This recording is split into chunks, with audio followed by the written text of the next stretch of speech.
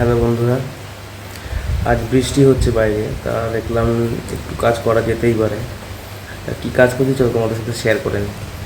বাইরে প্রচুর বৃষ্টি হচ্ছে, সকাল থেকে বৃষ্টি, এখনও বৃষ্টি। আর দেখলাম কিছু ডাল কেটে বসানো যায়, তাই এখন বিভিন্ন ভ্যারাইটিস কেটে নিয়েছি। এখানে কটা আছে, এখানে কটা আছে, সেপারেট করা আছে। এই ভ্যারাইটিস ডালগুলো বসাবো এখন। সব কিছু আছে, রেডি করব, ডালগুলো বসিয়ে নেবো এখন। চলো শুরু করি। কাজ শুরু করতে করতে মোটামুটি কাজ হয়ে গেল।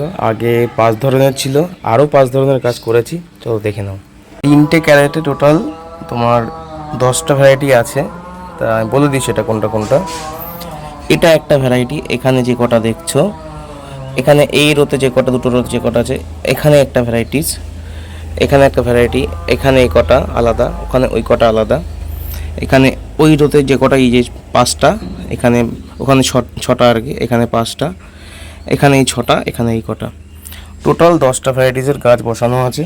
দেখতে পাচ্ছ অনেক গাছে পাতাও চলে যাচ্ছে ডালে। এখনও 20 থেকে 25 দিন সময় লাগবে পুরো গাছ তৈরি হতে। তোমাদের যার যার বগনভিলিয়া গাছ লাগবে আমার সাথে কন্ট্যাক্ট করতে পারো। আশা করছি জুন মাসের শেষে তোমাদেরকে আমি গাছ ডেলিভার করতে পারবো।